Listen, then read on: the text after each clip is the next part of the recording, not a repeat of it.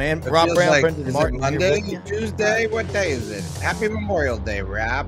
Yeah, it was Late Memorial Day. we have, it's still raining here. It's been raining Oh, since really? late Friday night. And I mean, we had it in April. It was big, but this is close. The monsoon season, we're about twice We're normal for the month of May. We're twice as much as normal, but we got a lot to talk about.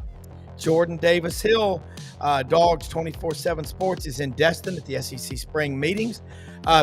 Loren Meadows, the Lowdown with Loren Meadows, the Buddy Martin Show, Gatorbait Media. He will be on with us at 15 after. And then Yancy Porter, Rebel Yell Hotline, second half hour, along with Rodney Orr of Tider Insider. We'll try to make it in. It's the summer schedule. He's got grandkids, got to get them all over Tuscaloosa, but we will cover a lot of ground. The baseball SEC meetings. Yeah. It's party, man. Yeah, and the regional meetings, the regional baseball tournament, everything starts Thursday, Friday. We've got a record 13 SEC teams in there. Look, take a picture with your with your phone of the QR code. We are broadcasting live on X, YouTube, and Facebook. And Brendan, man, I ran into a lot of people over the weekend up in the Spring River in Arkansas when we were talking about the podcast and the show. And everybody is like so dialed in on the podcast. I'm glad that you started streaming 17 years ago before anybody else. But man, this channel is growing. We're on fire. Yeah, it is. It's got great content. Bring in Jordan Davis Hill before we lose him in the hotel live from the beach. Oh, look at that. The sun's on your face. Good How are you, Jordan? Anything exciting happening down there at the SEC spring meetings? Because I know you're going to tell us about it. And I know yesterday was Memorial Day. People are off. It is Tuesday, people, May 27th of 2025. Don't forget that. Jordan, how are you? I'm doing good. And ask me in about probably 5 hours about what's going on down here, because today's really when it's going to pick up. Okay. Greg Sankey spoke on Monday afternoon and had some interesting stuff there. But it's this is one of those like milestones of the off season. Once we get to spring meetings, it's like, okay, the season's almost here. And then when we get to media days, that's like, all right, everybody get ready, because the countdown's really on. Yeah, I was with a serious dog fan yesterday, Jeff Boone, and he is a hardcore brother, owned a bar in Athens. I mean, he grew up over there. And he said, man, we lost a lot of people. And I said, you lose a lot of people every year, but you still got a lot of people. What right now is the big news in Georgia recruiting wise? Because that's what everybody's asking me. Yeah, I mean, I think the biggest thing is just what they're going to do on the offensive line. They missed out on Jackson Cantwell a couple of weeks ago, and trying to hone in on who that guy is going to be that they get next. And the name I'm watching right now, I'm trying to remember his first name, Booker, who is an Alabama commit that has shown a lot of interest in Georgia and trying to bolster that offensive line. But it's one of those things. What's fun about being on our message board. Obviously, people are always upset when Georgia misses out on a guy, but Georgia has routinely signed if not a top 5 class, a top 3 class with Kirby Smart. So it's one of those things where they're chugging right along. I would expect in the next few weeks we'll really see it start to pick up. Some official visits coming up, some big ones for Georgia. So it's the time of year. I think right now Georgia might have 9 commits, if I'm remembering correctly. And we'll turn around probably by about this time in the month of June, and it'll probably be close to double. I mean, they just very consistently add to those classes, and I expect the 2026 class to be no different. All right, baseball. Dogs hosting a regional. And, man, baseball at Georgia is really good right now. And talk about that. I know you got to be in Destin, then you'll go back and cover the baseball Dogs. Well, I want to shout out Olivia Sayer, who does all the baseball coverage for our side. There's too many. I can't juggle all of those balls, Rob. But Olivia does a fantastic job. And Georgia baseball getting ready to host a regional this weekend, starting on Friday. And I think as big as that opportunity is for Georgia, and we'll see if they can make some noise. To me, when you look at them in the tournament, it all comes down to pitching, because they've been had really good hitters this year. Some really great power numbers, total bases and slugging percentage. They've been one of the better ones in the SEC. But I think the biggest thing for Georgia baseball right now is kind of looking more toward the future. They were able to agree to an extension with Wes Johnson, the head coach. Yeah. He signed through 2031. Wes is a guy that was getting a lot of buzz for that Mississippi State job. And he's a guy that I think it was 2016. He was Mississippi State's pitching coach. Yeah. A lot of people looked at him, especially the success he's had in just a little over a year at Georgia, and said, that he would be a natural candidate for one of the bigger baseball jobs in the sport. So getting him agreed to, him getting a financial boost, I think that was very wise of Josh Brooks, who Georgia athletic director, who we talked to last week. And, I think he deserves a big kudos because he said, look, this has been in the works for a little while. And I really think, just based on the tone and some of the things he was saying, that they were kind of working toward an extension before the Mississippi State job ever kind of came open. Yeah. So Wes Johnson's a guy you want to hold on to. I think that's really big for Georgia. And I think that bodes well for them, even when you look past this year's tournament, because I think that he is a very, very good head coach. In college football, a lot of schools, or most schools, they'll look for a Saban disciple. In college baseball, you want a pitching coach. You look at LSU's coach. Look at Wes Johnson at Georgia. Look at Butch Thompson at Auburn. That seems to be the secret sauce. Now, you look at Georgia's. Someone also asked me, I was around a lot of people. We were trout fishing, caught over 600. Let me just be honest, the hatchery was flooded, and the fish they're jumping in your boat. But a question was brought up, is how big a deal is NIL for baseball in college as compared to other sports, mainly football and basketball? And I want your answer because I already told him what I thought. Well, I think it's one of those things where it's just expected in all the sports now. Now, the amount of money, it probably depends on the prospect. But it was interesting last week. We were at the UGA Athletic Association board meeting, and they had some of the other coaches for Georgia sports that were there that spoke. Women's tennis, who shout out women's tennis. They won the national title a couple weekends ago. Yeah. Women's golf's coach was there. The women's soccer coach was there. And they talked about that NIL comes up with all of their teams too. So I think it's a piece of every college sport at this point. But the amount of money, I don't think quite compares to football and men's basketball. But I'm sure that some of those high caliber recruits in the baseball world, they're going to command a lot of money. In any of those sports, if you're willing to put the money toward it, you can get as much bang for your buck as you can. So I don't think it's quite as big a factor, but I would be lying to say it's not a factor at all. I think, kids in this era of college athletics, whatever sport it is, the amount of money might be different, but I do think that NIL does play a factor in those recruitments. The 35 scholarships now, 11.7 spread out over 35, basically a third to each. Is everybody now with NIL pretty much 100% funded? Well, I'd be lying if I said that I knew for sure. Okay. Just on the baseball side, but I do think that that has helped kind of bridge the gap for people, and I think that even helps on the football side. I think a guy like Dan Jackson, who walked on at Georgia, I don't know that he was ever officially put on scholarship, but he made it clear, and Kirby made it clear over the last probably couple of years that he was at Georgia, that he was taken care of. I have no doubt that baseball is very similar. And now, we're getting ready with this House settlement, that baseball will have more scholarships. I don't think you're going to see the partial scholarships that we were used to seeing, and trying to offer this, this much of a scholarship to a guy, and a guy having to weigh his options that way. Yeah. I do think that's going to be a big change once the settlement is finalized. All right. So yesterday, Greg Sankey made some remarks and was asked a lot of questions. I did not see it. I was working outside and missed that. Can you tell us what got everybody all riled up that he said to whatever reporter asked him whatever question? I think the biggest thing is just the future of the playoff. And the biggest conversation right now is automatic qualifiers. There's a very popular model that's kind of being pushed out there where the SEC and the Big Ten would have 4 automatic qualifiers in a 16-team playoff. And, Greg Sankey kind of pushed back on the SEC being all gung-ho for that.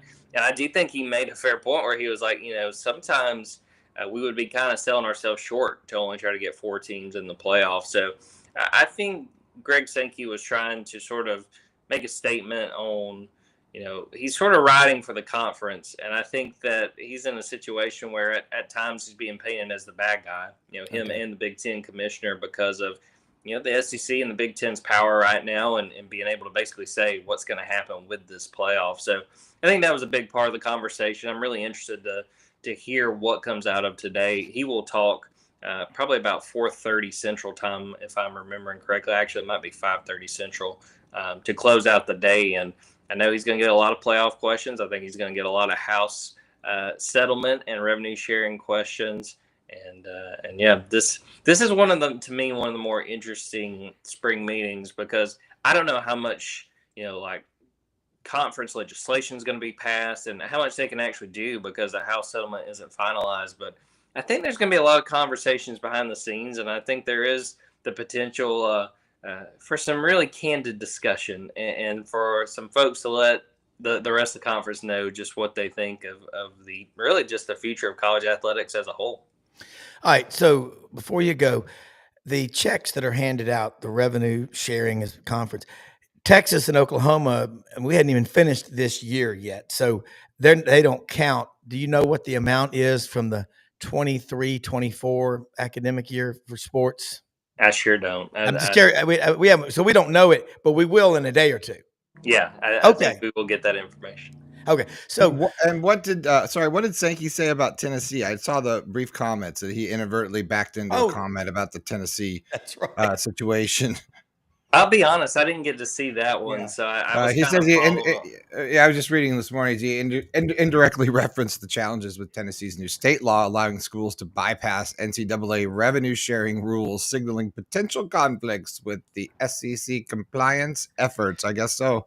Yeah, and I think that will be a conversation that comes up a lot, and I am fascinated to see what other athletic directors say, because I do get the sense that they're, basically all the other teams not named Tennessee are not happy about that being on the books, because this was sort of the point that Georgia's president, Jerry Moorhead, made last week when we talked to him. It's like, look, if the revenue sharing era is going to work, everybody's got to play by the same rules. Yeah. And we don't even have the settlement finalized, and Tennessee's already trying to make loopholes in how they are governed. So that the Tennessee thing is really, when I was talking a minute ago about some candid conversations, I think that is going to be the brunt of those candid conversations. Yeah, that was talked about a lot over the weekend, and I was with fans of 7 different SEC schools, and of course, some of them don't like Tennessee. Some of them love Tennessee. But I've never heard the thought of a school, one of the original founding members. It's like being voted off the board by the shareholders. Just the CEO was relieved of his duty. That's okay. So before you go and let people know how they can follow you, what questions, if you've got a couple of them that you want to ask, and I know you will, I've seen you in action in media days, and you're never afraid to ask, because you got a lot of people out here, kind of some of them on pins and needles waiting for the House decision, but there's other stuff that you know about. Yeah, man, I think the Tennessee part is going to be a big part of the conversation with when we get a chance to talk to Kirby Smart. I don't know what time that's going to be, and I do hope we get a chance, but I do want to ask Kirby about if the SEC moves to 9 games, if that's going to change how Georgia schedules its non-conference games. Because traditionally, basically, they're going to play Georgia Tech every year, but basically every other year they wind up having a pretty marquee non-conference game other than Georgia Tech. Oregon, Clemson, Florida State's on the books a few years from now. I think Louisville next year, Ohio State in like 2031, something like that. But will that change if the SEC moves to 9 games, which I do think there's momentum toward that? That'd be the biggest thing. And then again, it's just kind of following what is said about the Tennessee situation, and then just getting ready for that House settlement to be finalized. But I appreciate y'all having me on Dogs247.com. I'll have all kinds of updates on the SEC in Georgia over there over these next 3 days. Dogs247 on Twitter, Jordan Davis Hill on Twitter as well. So should be a fun week. I don't know if I'm going to be able to hit up the beach. It's always one of those, it's on the checklist, but this week I want get away from you and you figure out too late. That I want some footage of that now. Yeah. Here we go. That slow motion, please. The 60 beach. 60 frames per second. Well, and Jordan, I tell you what, in your spare time, have you thought about teaching classes in journalism at Georgia? Just something to think about, because I don't know where it comes from, Jordan. we need, but I'm just saying, like Tony Tony Barnhart said he was teaching a class at South Carolina. Is that people said, "What do you do in the off season?" He goes, "I go visit with coaches. I build relationships." And you're of that old school, so love having you on. Thank you so much. Have a great time in Destin. And during the week, if there's any big breaking news, you always have an open mic here. So take care and have fun. Sounds great. Thanks, guys. Okay. Thank you.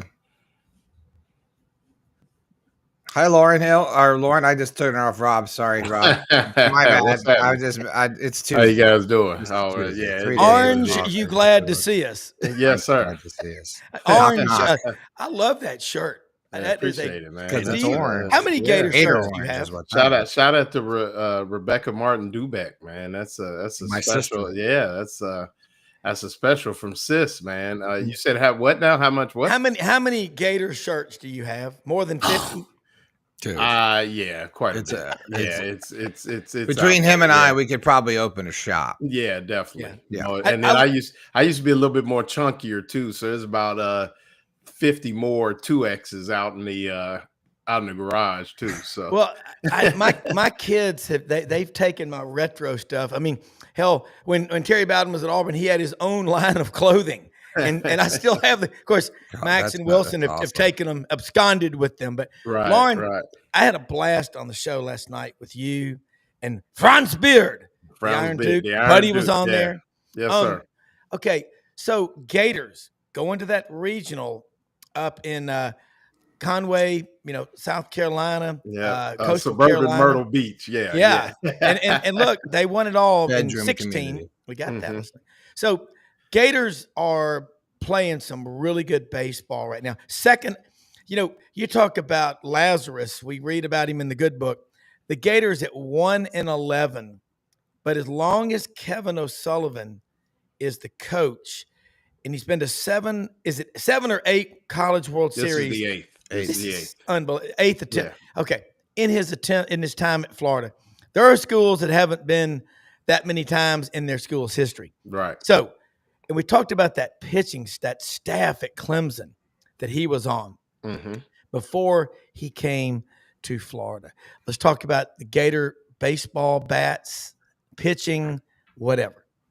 Yeah, I think it just speaks to Kevin O'Sullivan is somebody that, I tried to equate it to, another sport where you're like, they're always there. No matter what happens, they find a way to get there. And it could be like a Gonzaga in basketball or even, at times, even Duke, where Krzyzewski would be down, but then you look up, they're in the Sweet 16 again. It's just his ability to get the best out of, the best out of his players throughout the season and stay the course. I mean, they were dead in the water. I mean, it was like they're not going to make the tournament. And then it started being, well, if they get to 13, if they get to 14, man, they got Texas and they got to go to Texas and they got to play Alabama. And somehow they find a way to manufacture runs, to get everybody healthy. I mean, shout out to the health staff for Florida baseball, to getting that pitching staff, Coppola and some of those other guys back and getting them rolling again. And I mean, because when those guys went down early, it was tough. But, some good teams, you know how it is, Rob. They just hunker down. They stay the course. They show up every day, and with Kevin O'Sullivan, it's very rigid. He demands a lot from his players, both at the plate, pitching as well as at the plate, where it demands you to be on top of things. Like you don't swing. You don't swing at a bad ball when you got a 2-1 count. You just don't do that. You don't do that under Kevin O'Sullivan. The guy's thrown 6 straight balls, and then you get a walk. You don't go up there and swing at the first pitch. That's just not that's not the Old way school. thing go. Old And school baseball, Yeah, old school correct. rules. It's Yeah, like I mean- following poker. My God, I played baseball for 14 years. Yeah. I'm telling you, you don't see a lot of that, Lauren, Right. and you Well, don't. You see guys going up there in an 0-3 swinging for the. No, yeah, dude. yeah, that's You what I'm got to saying. get on base, you dude. don't, yeah, Get on base, dude. It's and not understanding about your. your place in this situationally. Do what we ask you to do. Be aggressive on the base pass when need be, and and then play good defense. And like I said, I mean, it's one of those things where throughout this season, I mean, the college baseball season is a long season, man. All So baseball much can seasons are happen. long. And like I said, Kevin O'Sullivan, I just think it's an indictment on him to be able to recruit well, be able to hit in the transfer portal. And I think when you have all those things collectively, you see what you mentioned, year in, year out success. And that, I mean, I think that's what's important. Well, culture is like, if you've ever been out on a long run or a long hike in the mountains, you can't quit because you always, in your mind, you're going, at some point I will finish. Right. But if I quit, I'll quit everything tough the rest of my life. But Kevin O'Sullivan is really smart. Butch Thompson will be on the show with us tomorrow morning. He was texting me during your show last night, said superstitious about game day. They play Friday. He said, how's Wednesday or Thursday look? I said, how about Wednesday at 8? But he has a lot of respect and admiration for Kevin O'Sullivan. That's something I'm a big fan, a huge fan of, his sportsmanship. And Florida and Auburn are just like shadowing each other since we started doing this show together. Yeah, I mean, basketball, they go we find ways to cross paths. No doubt. Baseball, Auburn wins and Florida wins. They're playing the Super in Auburn. Sidelines karma, man. It's the show karma, man. Yeah, it's crazy. Yeah, I may have to bounce down to Auburn at the end of this week. Lauren, you talked about Franz talked about his book last night, and I called Franz after the show. I'm being a writer. I've never written a book, but man, I said there are a few people out there that can write about college basketball with that sense of urgency that they do in football. Kevin Skarbinski, who has a show on this channel, and Franz are two of those people, aren't they? Yeah, I mean, Franz is, as a writer for Gator Bait, kind of a shameless plug for myself a little bit, but check us out in all about shameless plugs. I mean, come on. But as a writer, somebody who writes and things like that, I'm always looking for that Franz Beard article. Yeah. I'm always comparing myself to Franz and his ability to make you laugh, make you cry, get emotional. And I think more than anything, as much as Franz would love to talk about the 06, 07s, the 04s, as they call them, that crew, I think he probably had more fun with this group than he had with that group, just because he really got to sit back as someone who has watched basketball, fell in love with basketball. I mean, we know how he feels about guys like Maravich and others. But I think with this group, they were such a fun group to be around. Todd Golden is such an approachable guy. I think that, when he really sits down and really dives into this book, it's going to be something that is just unique because it's going to be so personal to him. And, I got to talk to Franz. It was tough to get to those guys, Chris and Franz, when we were all in San Antonio. But just through the conversations, through text and things like that, you could just tell Franz was having the time of his life. And, Franz has been through some personal heartache here recently. And it was almost like you take that and you add it with the run that the Gators were on. I think it was like a positive for him, almost like a therapeutic type of writing that wasn't there in 06 and 07. So I think, with this book, I mean, I'm really excited to see what he and Carlton Reese and I mean, the pictures are going to be unbelievable from Chris Spears. I mean, I haven't even seen everything. I need to go back and look in the kitty and actually see, because we have a thing with the right where we can get picks from and things like that. I haven't really gone. I've been so busy. I haven't gone back and looked at the San Antonio picks, and I bet you just probably 500. Just unbelievable. I mean, so Maybe. Yeah, I mean, you have that, and just with that, when this is done, and things like that, there's been other little coffee table books that have been out, and not to knock those, I'm sure those are great. Shout out to Kevin Brockaway and his bunch, that did theirs. But I think for France, and like I said, the timing of it with some of the personal heartache, and now this almost like a jubilation of his creativity, I think it's going to be really good. I'm really looking forward to it. Well, the great writers, I mean, you think about Hemingway, Faulkner, whatever they did, they always made you feel part of the story. And when Franz is telling a story, that's you feel like you're there. I think that's really special. All right, we talked about these spring meetings coming up in Destin. I won't keep you that long. I know you got a big busy day and your job, which we're all trying to get out there and hustle. But I don't want to keep you tied up too long in traffic. But the Gator Nation, every SEC fan base responding to that story about Tennessee. And it was brought up on my trout fishing trip this weekend. Several of the people hate Tennessee. Several of them are Vols for life about Tennessee's out of the league. If they have this new state law, I don't see that thing getting out of the driveway.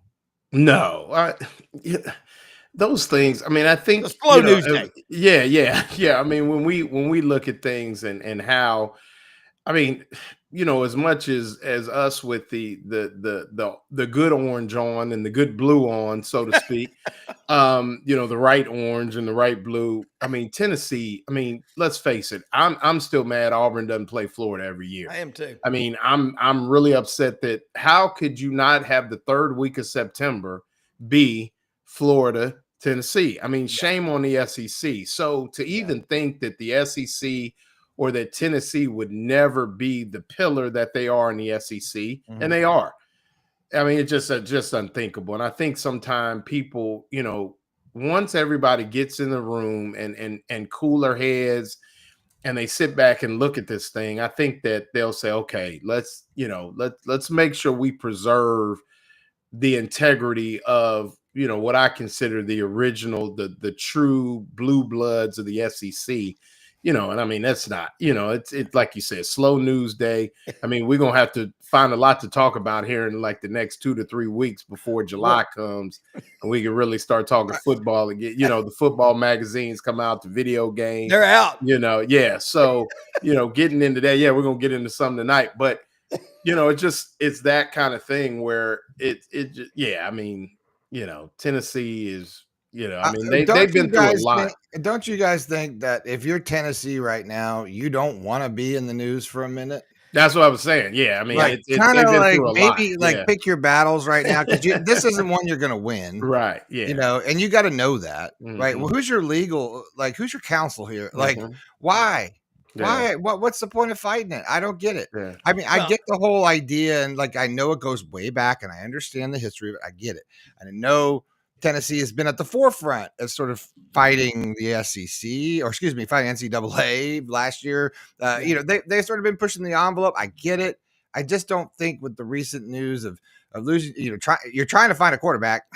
Last check, somebody, to replace, it just blows my mind as a former media director that this would be something that it's okay, because it's all about perspective right now. It matters what other players and people think. You don't want drama.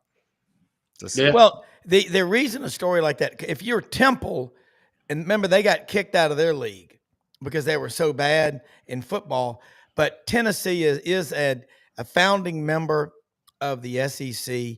They're not going to go anywhere. I mean, but it's a story out there. Just like if it was Missouri, it would be a story. But Missouri doesn't have the history that Tennessee has. Tennessee has a rich history going back to 1892 when football started in the Deep South. Loren, I'm just saying, just like maybe just not do it right now. You just got out of the news. You're still on topic of conversation, and you don't want to be that lingering conversation right now going into these off months, because that just kind of ruminates, doesn't it? It really does. And Loren, look, let me say hi to Yancy Porter, Rebel Yell Hotline. Yeah, I've been to I know where Yancy lives. I've been to his house. Yancey's cool. I need to Yancy, I'll be there in November, man. We definitely gonna have to link up. I'll be there for the game. So we'll definitely have to link up for sure. Yeah, man, I'm looking forward to this season. I'm looking forward to the NCAA baseball tournament first, and then Yeah. preseason football drills, and then get the ball rolling in the fall. It's going to be a great year. Yeah, and shout out to the Ole Miss Lady Rebels, man, knocking off the Hogs. Smelled like bacon in Fayetteville. I like it. You know, I'm not a big but you know, I'm gonna put my cards on the table. You know, I'm not a big Oklahoma Sooner softball fan. I don't like the Hogs in softball either. So it's good to see the Rebels and the Gators in Oklahoma City for sure. Yeah, they had won, got into the final 8 in the golf over Florida State yesterday by 1 stroke, and won the national championship individuals. So it's been one heck of a year for Ole Miss this year. That's for sure. No doubt. It definitely has. And I was watching yesterday, SEC Network, slow day. They had a inside Ole Miss football. Pete Golding, guys, was just castigated and thrown overboard at Alabama. And I was like, Roman Harper, I love what he said on this show recently about, I read other people, I watch, I listen. He goes, but I make my own opinions, because if not, their opinions become my opinions. I've always thought Pete Golding was a pretty good coach. And Yancy, he's going into year 3 at Ole Miss. The guy has got the attention of the defensive players, and the Rebel defense. I mean, if they're really good, Kiffin's going to have it on offense. That's pretty much the 10 win or more mentality at Ole Miss now, isn't it? Yeah, that's what really stabilized Lane's program, was the defense, right? He was trying to outscore everybody 55-48 those first couple years, and he had some success doing it. But you all know, and we all know that in order to take that next step, you have to be elite on both sides of the ball. Yep. And Pete's he's as good as anybody in the country. I don't know where that came from some of the Alabama fans, but how's that working out for them now? Yeah. Pete, he can recruit, but he's just really he's way smarter. People want to give him credit for, and I think, like, defensive linemen. And one thing, Loren, that Yancey's so good at is giving us a number of defensive linemen that the Ole Miss coaches trust. A few years ago, it was like 13 or 12. Then it's, Yancey, what's that number of trusted defensive linemen? Because if you don't have, what the old saying is down at the general store in the muck, don't you? In Immokalee, Florida, it all starts up front, young man. Yeah, I don't think it's quite that deep. I do think they're going to be very talented on the defensive line, but I think 8 to 9 is where they are right now. Okay. Last year, they were at 10 or 11. The year before was at 12, 13. And, last year had more star power at the top, right? But they had 6 freshmen tutoring underneath those guys last year, and they feel like they're going to be really good. They feel like those guys are going to have a 2-year run. But I say 2 years because a lot of those guys probably end up going pro early after their junior years. So, they're big and long, and I think they're going to be really salty on that front 7. Again, where the question marks will lie, there's depth at corner, and really at safety too. The more length at safety, they need to get longer. They picked up a couple good guys in the spring portal, but there's not really a whole lot left on the bone in the portal right now. But they would certainly love to pick up 1 or 2 more DBs. Loren, you hear that number, maybe 9 defensive linemen they can trust. Flipping over to the Gators, and Rodney Orr, hopefully going to be able to join us in a minute. He's in the carpool right now. So he's almost ready for the summer schedule. No worries. What's the number the Gators have on the defensive line? Trusted defensive line. I'm gonna go a little lower. I'm gonna say it's probably around 7. Okay. and it's a really talented 7. So, that's where it's 7 solid. Whereas before it was like, hey, we got to find 7.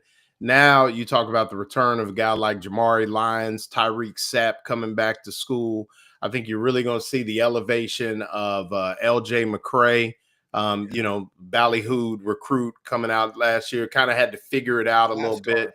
5-star George Gums returns, Cameron James, guys that are really ready to take that next step.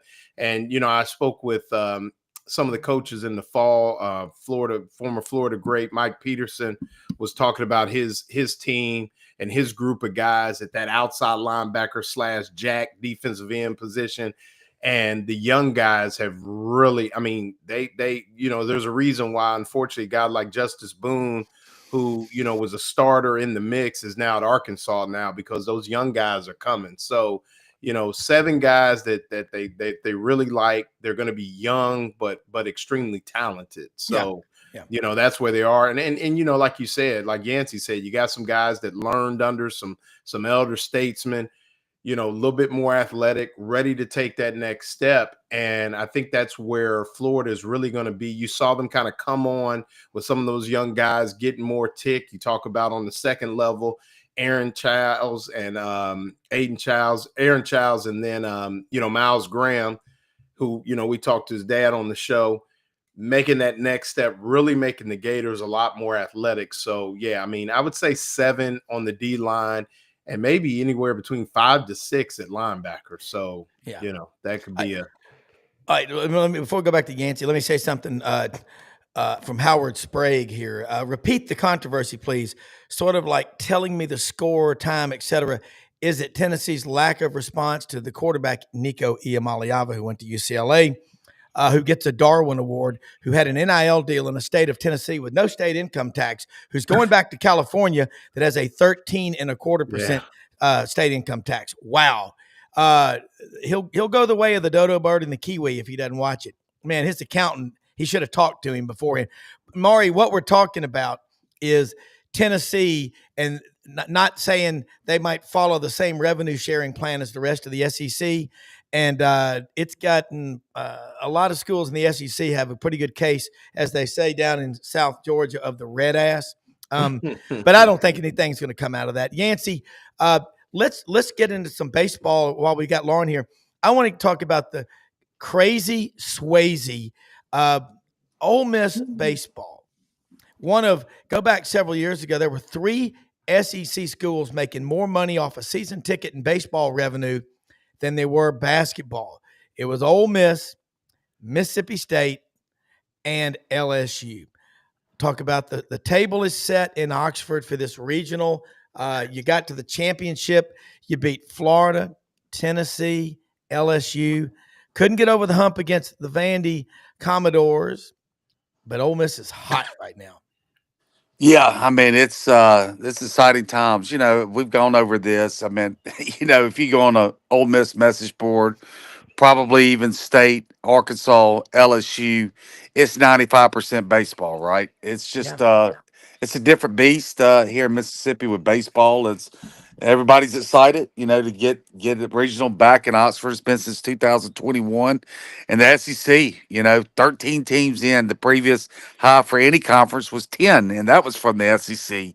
So it's unbelievable. You've got some people complaining about because Ole Miss would have to face Georgia, and we all know Georgia's a beast on the road and the supers and, all these SEC matchups in the SEC. But how do you avoid it, right? When you have 13 teams, it's just 8 hosts, and really Alabama deserved a host as well. UCLA did not have a better resume than Alabama, but that's another argument for another day. It's gonna be fun. Ole Miss is peaking at the right time. We all know is how you're playing when it comes tournament time. It really is. And I'm gonna say that I want to say something about Winter Timber Outdoors real quick, guys, and I'm gonna go back to you. Winter Timber Outdoors, folks, open every day of the week in Athens, Alabama. Hunting season's over. Now it's the off season. OTAs, OHAs, optional hunting activities. You got to be preparing your food plots for well, dove season, you better have your 90-day crops in. Sunflowers are really good. So is Milo. But all your weapons that you need, bows, guns, arrows. They've also got great clothing, Sitka, Duck Camp, Dixie decoys, and they've got shoes, boots, beachwear, polos for the SEC schools, all your Yeti coolers and everything. Building a 13,000 square foot store under construction right now and should open late July, early August on University Drive in Auburn. Their plan is to grow and be in the footprint that is the Southeastern Conference. Winter Timber Outdoors. Go back to you, Yancy, about this baseball, because I look at Florida, and Florida, 7 College World Series for Kevin O'Sullivan. 8. And then you look at Mike Bianco, he's been there, 25 years now at Ole Miss. Yeah. The interest in college baseball, it's Florida's 267 SEC championships. You could just go down the street from one sport to the next. Ole Miss is really raising the standard. I mean, really. You look at the women's sports, the men's sports, obviously, football. You've had 4 teams finish in the top 12 in the last 50 years. 3 of those have been Ole Miss teams that have done it in the last 4 years. But baseball right now, it's got the national championship. What's the ceiling on this Ole Miss team? Well, I mean, I really do. I think there's 8 SEC teams that have a chance to win it all, and I include Florida in that group. I do too. I think Ole Miss is one of those 8. They're pitching at an extremely high level right now. Outside of that Sunday matchup with, or I guess Saturday last week against Auburn, they've been pitching the last month at a very, very high level. Bullpen is lights out right now. Hunter Elliott's back to the form he was in as a freshman. He missed the next 2 years with an arm injury, and they got that Friday guy. The question mark with Ole Miss, like all power hitting teams, is how are they going to hit on the road? They're just like Georgia, right? They just hit totally different at home than they do on the road. So that's really the big question mark. If they got to go play at Georgia, that's going to be a very difficult matchup, as it would be for anybody playing at Georgia, because those guys can absolutely rake at home. Yeah.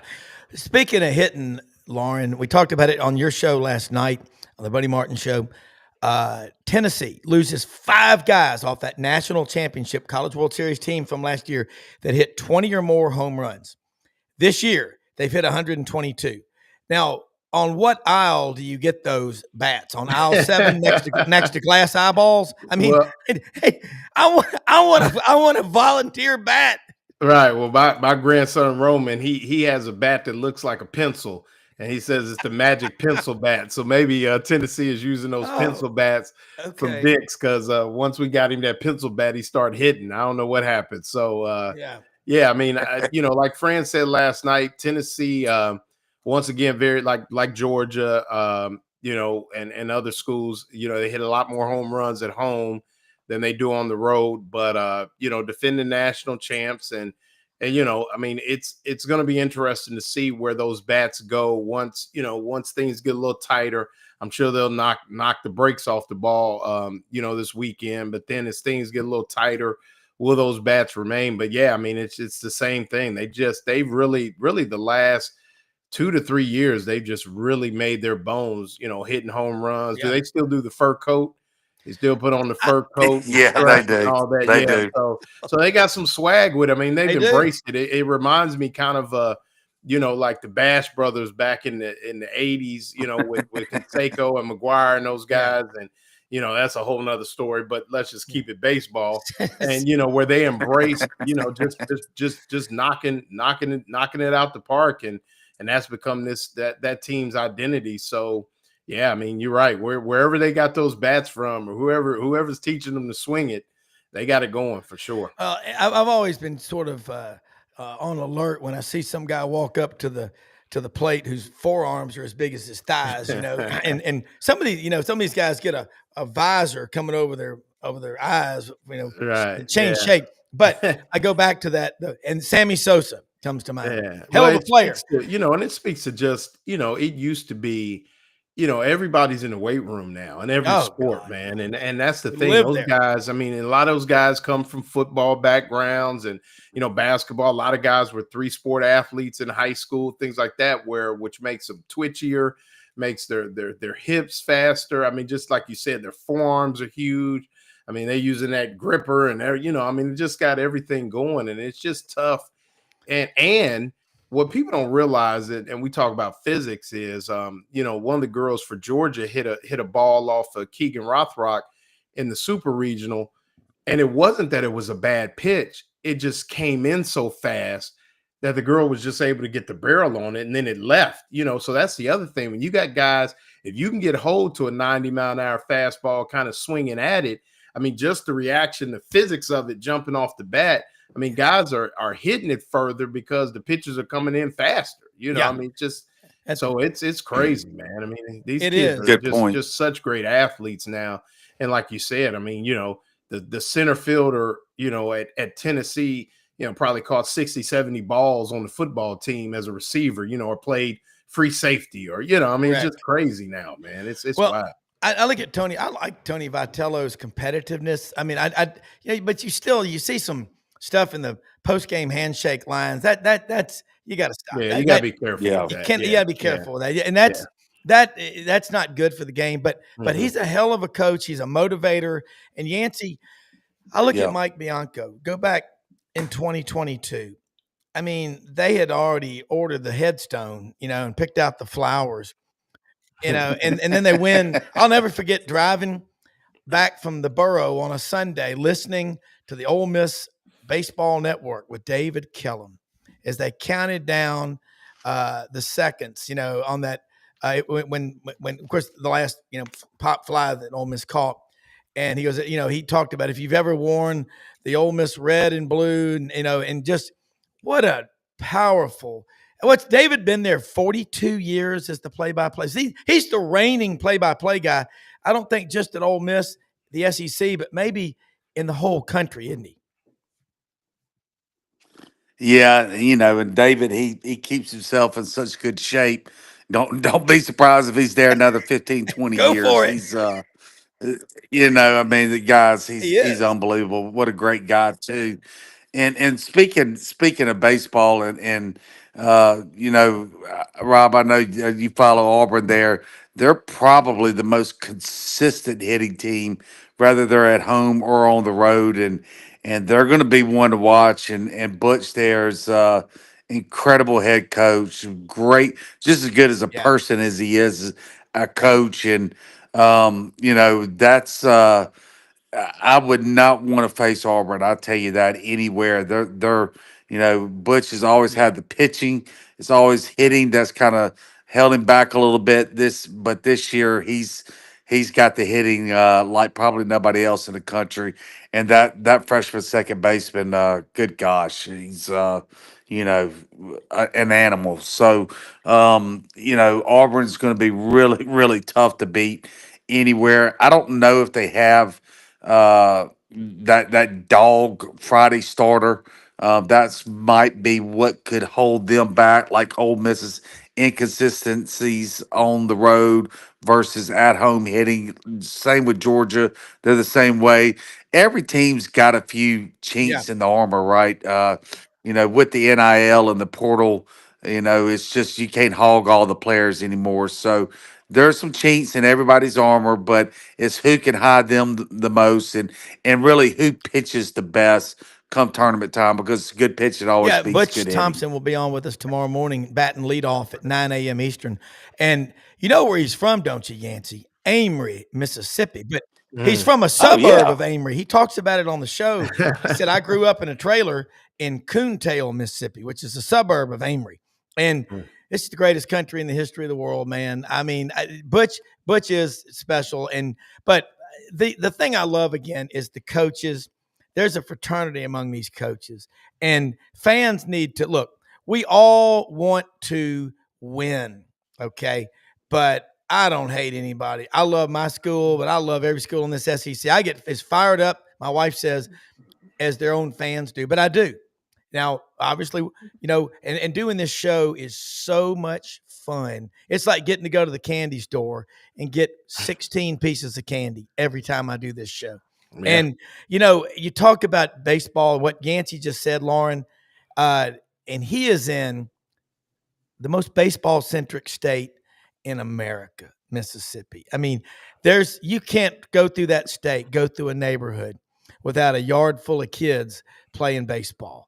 That Norman Rockwell, come back to Mississippi, come back to these little towns and see it. And you know what, Loren? I think Florida's got it so good. It's just, I mean, it is like, being born into a family that's worth $10 billion.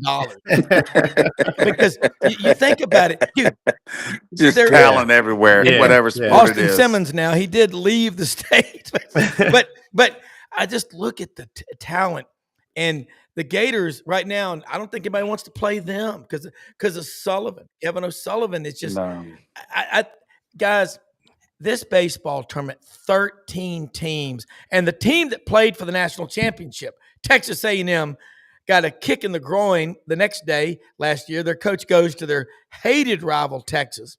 Their number one preseason. They stay that way for 3 weeks, and they don't even make the tournament this year. Does that say a lot about the strength of the SEC? I don't know what else you can derive from that. Yeah, I mean, go ahead. Yeah, Rob. Yes. And I'm sorry about that. I didn't mean to cut you off there. One thing I'll say about baseball is how big it's gotten. I don't know if people realize it generated close to a little over $11 million at Ole Miss this past year. And you got to remember, only $500,000 of that comes from TV revenue, because it's not right. College baseball isn't so big in the Midwest and the West Coast and the East Coast, so you're not getting these enormous TV contracts like you see in football and basketball. But it made over $1.5 million at Ole Miss, and it's losing money at most programs, but especially as you get away from the Southeastern Conference. But I mean, that's $11.5 million in revenue is generating, and that's without TV revenue for baseball. Wow. Exactly, only $500,000 comes from TV revenue, right? So basketball, I think it generated $14.5 million. But half of that came from the NCAA tournament TV revenue, right? So baseball, it's slowly expanding everywhere else because it's so popular as a youth in all states. I don't care where you're from. It's got a lot of room for growth. My theory in Florida is kids are outdoors, the track and field programs, and running on the beach builds up your calf muscles like you wouldn't believe. I mean, I'm telling you, that's little stuff. But your whole lifetime of doing it, Mouse Holloway at Florida, Loren, 14 national championships. And Ole Miss has a great track and field program.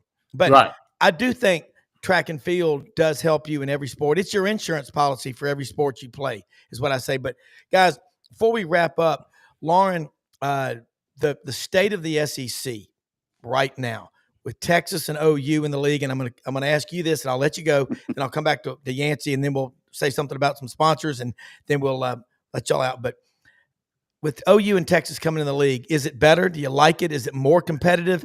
Because we got 13 teams in the league this year. That's a powerful statement.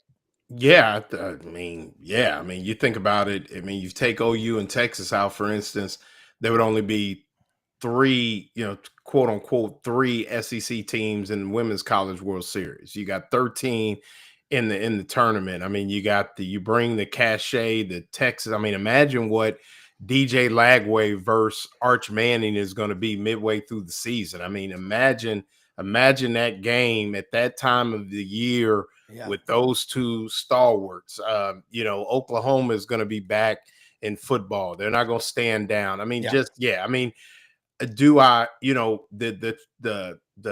guess the nostalgic person in me, I like the regional, where it was the Southeast, it was the Big Ten. I'm from the Midwest, I mean, Oregon, UCLA, and USC in the Big Ten is just, Rutgers even in the Big Ten is crazy to me. I mean, it's just whatever. Yeah, I don't like that. If you're just talking about the SEC and the quality of athletes and even Texas in track and field. I mean, Oklahoma in track and field, and just some of the athletes that have now come to what is the best conference in the country.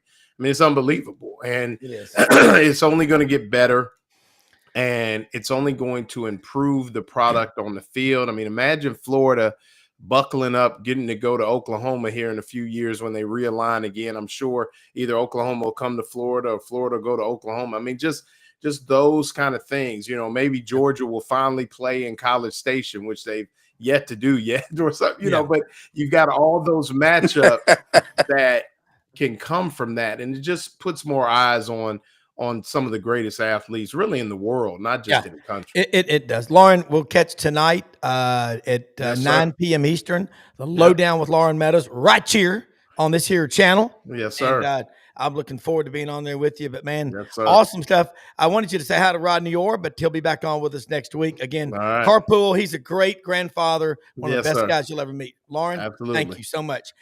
Yancy, before you go, real quick, catch him 6 o'clock Monday nights, Sports 56 WHBQ and Super Talk Mississippi, Rebel Yell Hotline, best source for Ole Miss, everything. Yancy, kind of 30 seconds or a minute or whatever, tell us, you think right now the state of the SEC, how strong with Texas and OU in your opinion? Is it better?